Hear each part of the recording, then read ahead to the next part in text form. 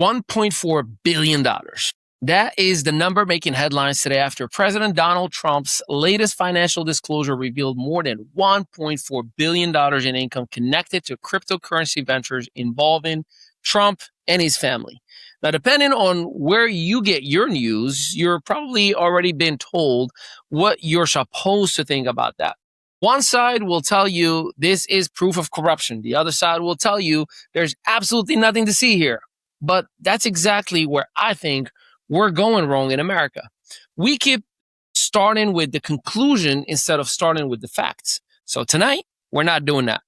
I'm a Republican. I believe in free enterprise. I believe America should lead the world in innovation, including emerging technologies like cryptocurrency and blockchain.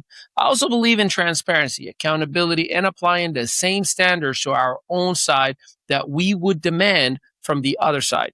Those principles don't contradict each other. So here's what we're going to do.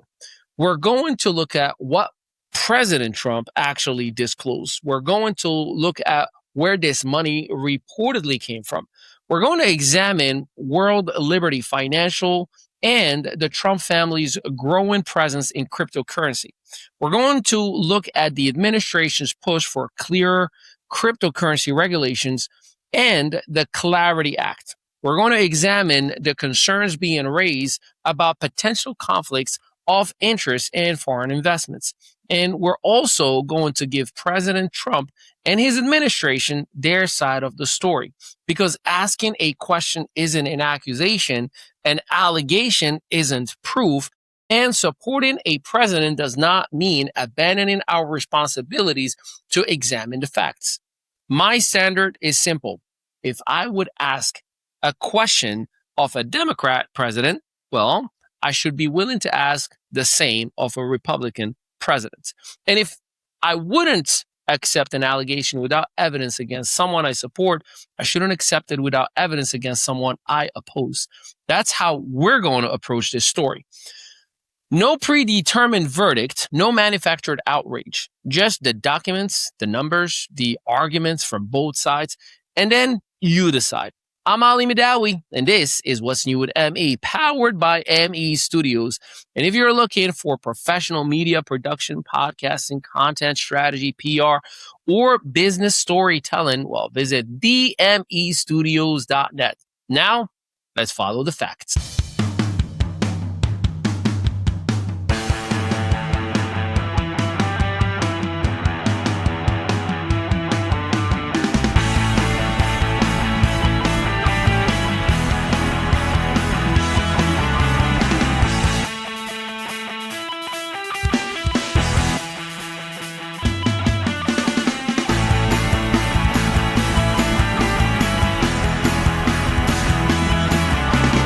Segment 1, start with the documents.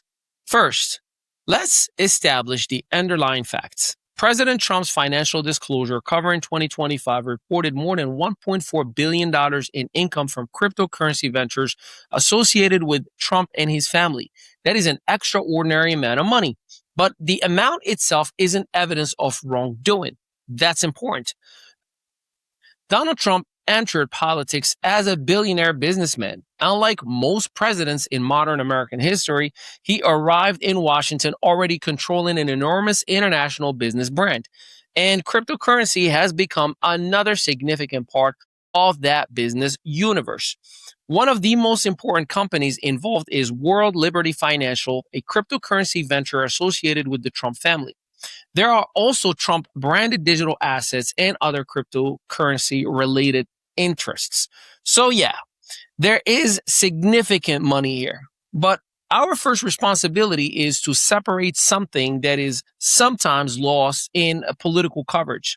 Making money is not evidence of corruption. The question isn't simply, did Trump's family make money? The disclosure tells us that the more substantive question is, what safeguards exist when the president's private financial interests overlap with an industry affected by federal policy? That is much more of a responsible question. Segment 2, why Trump supports crypto. Now, we need to understand the policy side because portraying Trump's support for cryptocurrency as something that suddenly appeared after his family began making money would leave out important political context. Trump openly campaigned as a pro-crypto candidate, as he promised to make the United States a global leader in digital assets. His administration argues that America has an opportunity to dominate an emerging financial technology rather than allowing that innovation, investment, and employment to migrate overseas. And there is a legitimate economic argument behind that. Cryptocurrency and blockchain aren't some tiny corner of the internet anymore. We're talking about Bitcoin, Ethereum, stablecoins, digital payment infrastructure, blockchain technology, major financial institutions, billions of dollars in actual investments, and an increasingly significant part of the global financial system.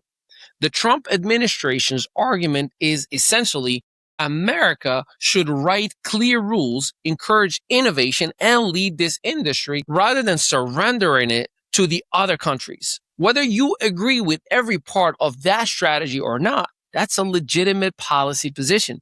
And President Trump isn't hiding it. He's promoting it. Segment 3. What is the Clarity Act?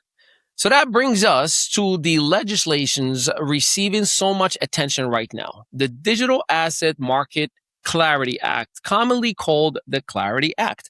President Trump is publicly urging Congress to advance cryptocurrency market structure legislations. And here's why something like the Clarity Act matters. For years, the cryptocurrency industry has faced a basic problem in America. Who regulates what? Is a particular digital asset a security? Is it a commodity? Does the Securities and Exchange Commission, aka the SEC, regulate it? Does the Commodity Futures Trading Commission regulate it as the FTC? What happens to decentralized finance? What rules apply to exchanges? What protections should consumers receive? These are not theoretical questions. Businesses need answers before they are willing to invest billions of dollars in American infrastructure. So there is a serious argument for a regulatory clarity. And that's where I think political coverage sometimes become too simplistic.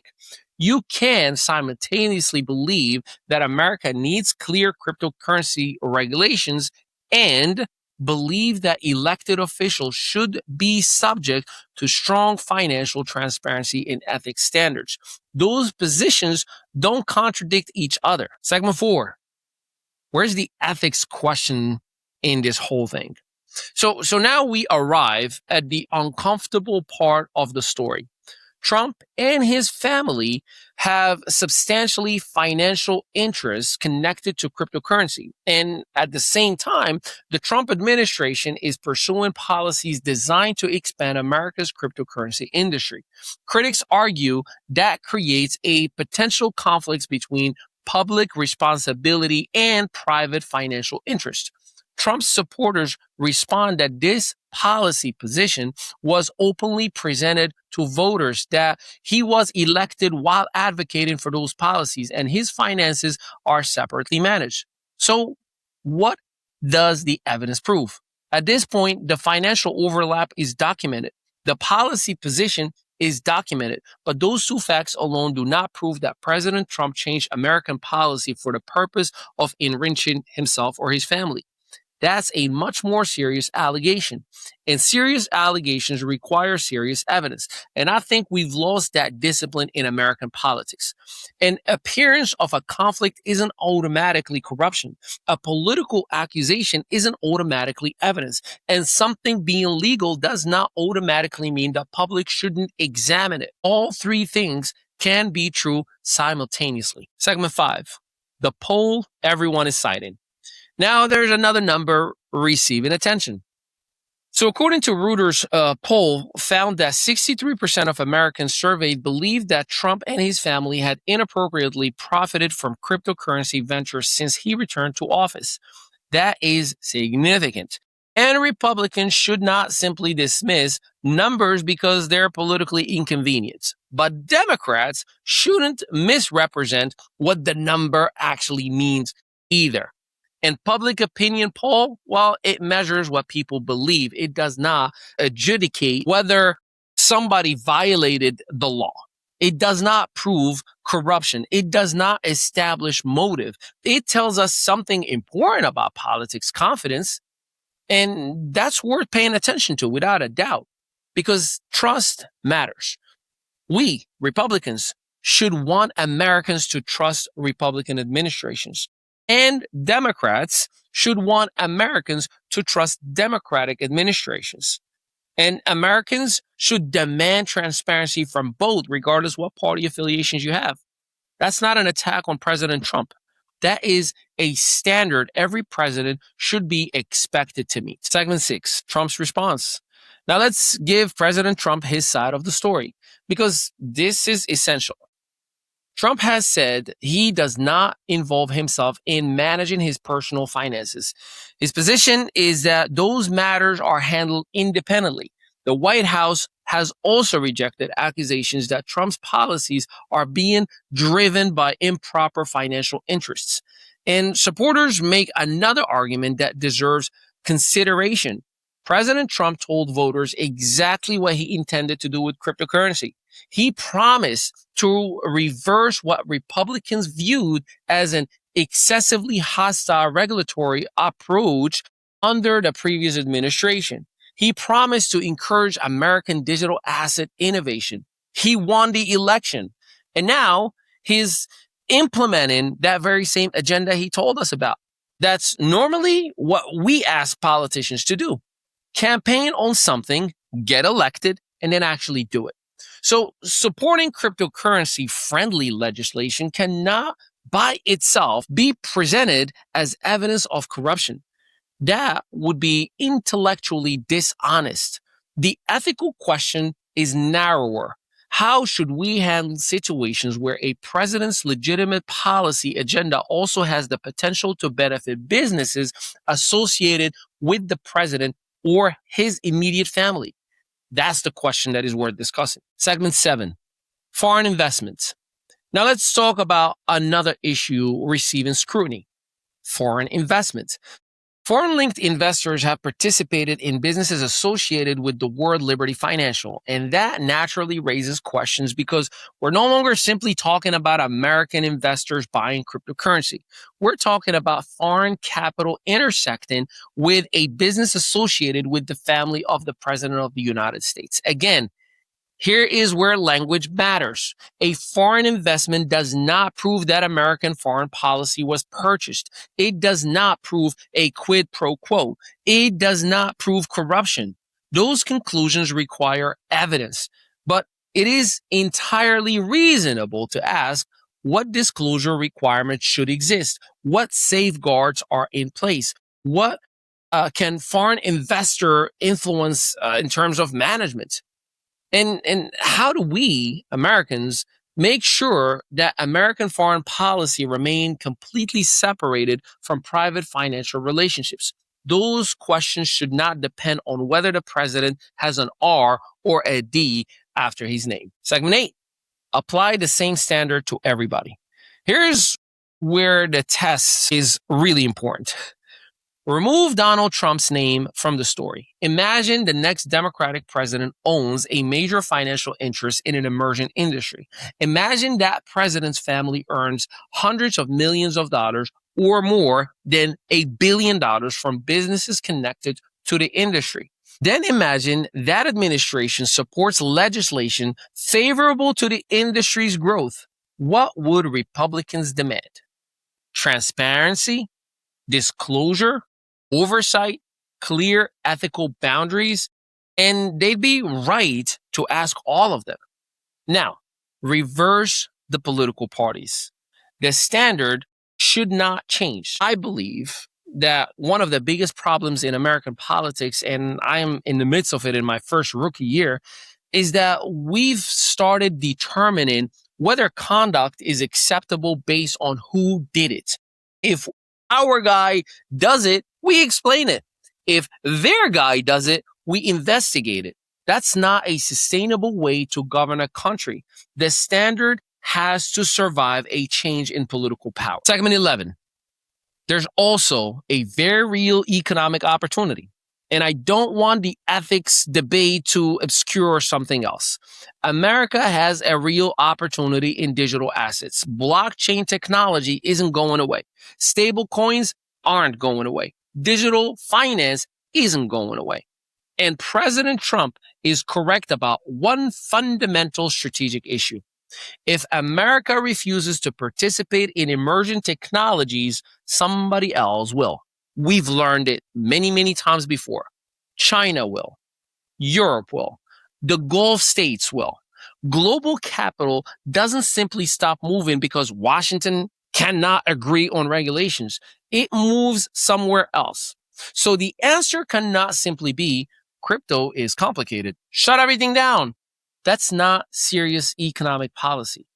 The objective should be innovation, but with rules. Investments, but with transparency. Growth, but with accountability. And consumer protection without suffocating American entrepreneurship.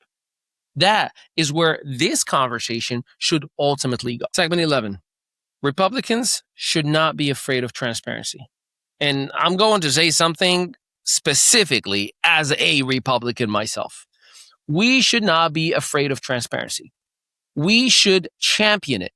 Fiscal responsibility, limited government, free enterprise, personal responsibility, accountability. Those principles mean something only if we're willing to apply them consistently. Supporting President Trump's economic agenda does not require pretending legitimate questions don't exist. And asking legitimate questions about an administration does not mean abandoning the Republican Party. We should be capable of doing both. I can support policies that I believe strengthen America while still expecting transparency from the people implementing those very same policies. That is not disloyalty. That's representative government. And I would expect exactly the same standards if a Democrat were sitting in the Oval Office. Segment 11, fact, perception, and proof. So here's what I want you to remember from this episode. There are 3 different categories. There's fact, there's perception, and then there's proof. It's kind of like his story, her story, and then the truth. The financial disclosure is a fact. Trump's pro-cryptocurrency policy agenda is a fact. Public concern reflected in polling is a fact. Critics alleging conflicts of interest is a fact, but an allegation itself isn't proof. And that's where responsible journalism and responsible political discourse matters. We should investigate legitimate questions without deciding the answer before we examine the evidence, because Americans deserve better than 2 versions of a reality depending on which television network they are watching. Segment 12, the bigger question. So ultimately, this story isn't about Donald Trump. It's about the presidency. Technology is moving incredibly fast. Artificial intelligence, cryptocurrency, digital assets, private equity, global mega investments, international business relationships. Our ethics rules have to evolve alongside that economy, because whatever rules we establish today won't apply only to President Trump.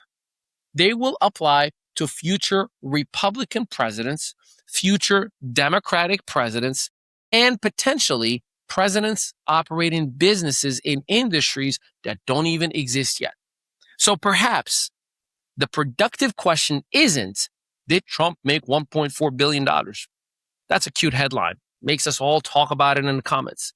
We know what the disclosure reports.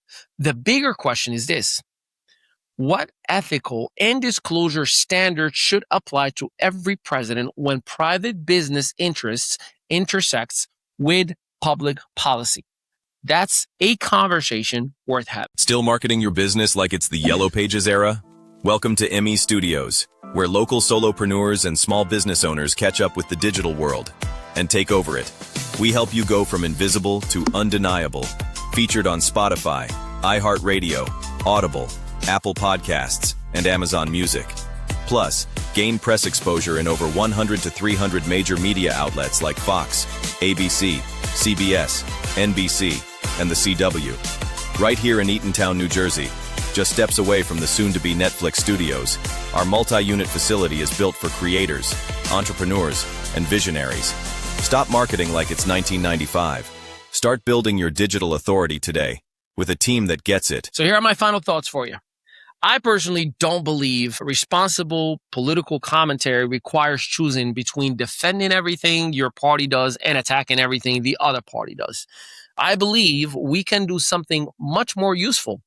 Read the documents, understand the policy, hear both arguments, demand evidence, and apply the same standards regardless of who is in power. I am a Republican, and I am solid in my conservative values. I believe America should lead the world in innovation. I believe entrepreneurship and free enterprise should be encouraged. And I also believe transparency strengthens public trust rather than weakening it. Those principles don't conflict. They reinforce each other. And that's where I would leave this one for today. Now I want to hear from you. Not whether you love Donald Trump, not whether you hate Donald Trump. That's too easy. That's actually not an intellectual conversation to have. Here's the actual question. Should the same financial disclosure and conflict of interest standards apply to every president, Republican or Democrat? And where should that line be drawn? Keep it respectful. Give me your reasoning. That's the conversation I'm interested in having. And if you appreciate independent conversations that separate facts from political noise, subscribe to What's New with ME and share this episode. For more production, podcasting, content development, PR, business storytelling, and everything we are building at ME Studios, visit themestudios.net. I'm Ali Mehdaoui. This is What's New with ME. Facts before conclusions. Context before outrage. And at the same time, standards for everybody. I'll see you in the next episode.